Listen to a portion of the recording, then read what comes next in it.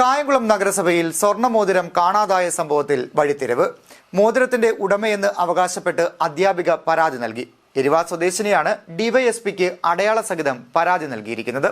കായംകുളം നഗരസഭയിൽ ഹരിതകർമ്മസേന ഏൽപ്പിച്ച കളഞ്ഞുകിട്ടിയ മോതിരം കാണാതായ വിവാദ സംഭവത്തിൽ പുതിയ വഴിത്തിരിവ്. ഹരിതകർമ്മസേനയ്ക്ക് ലഭിച്ച മോതിരം തന്റേതാണെന്ന് അവകാശപ്പെട്ടുകൊണ്ട് എരുവ സ്വദേശിനിയായ അധ്യാപിക സ്മിത കായംകുളം ഡിവൈഎസ്പിക്ക് പരാതി നൽകിയിരിക്കുകയാണ്. ഒരു വർഷം മുമ്പാണ് ജോലിക്കിടയിൽ ഹരിതകർമ്മസേനയ്ക്ക് സ്വർണ്ണമോതിരം കളഞ്ഞുകിട്ടുന്നത്. ഇത് നഗരസഭാ ചെയർപേഴ്സണും ഉദ്യോഗസ്ഥരും അടക്കം പിന്നീട് ഏറ്റുവാങ്ങുകയും ചെയ്തിരുന്നു. തുടർന്നാണ് ഇത് കാണാതായത്.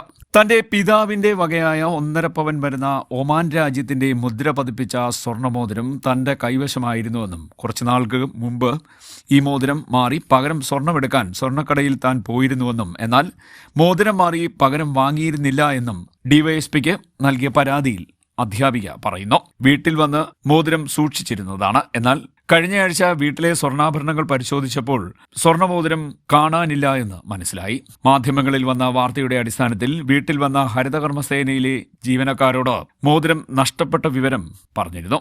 താൻ വിദേശ രാജ്യത്ത് മുദ്രയുള്ള മോതിരമാണ് നഷ്ടപ്പെട്ടത് എന്ന് പറഞ്ഞപ്പോൾ അവർ അത് ശരിയാണെന്ന് സമ്മതിച്ചുവെന്നും പരാതിയിൽ സൂചിപ്പിക്കുന്നു. അതേസമയം സംഭവത്തിൽ അന്നത്തെ നഗരസഭാ ചെയർപേഴ്സണായിരുന്ന പി ശശികലയ്ക്കെതിരെ പോലീസ് കേസെടുത്തിട്ടുണ്ട്. CT news, Kayamkulam.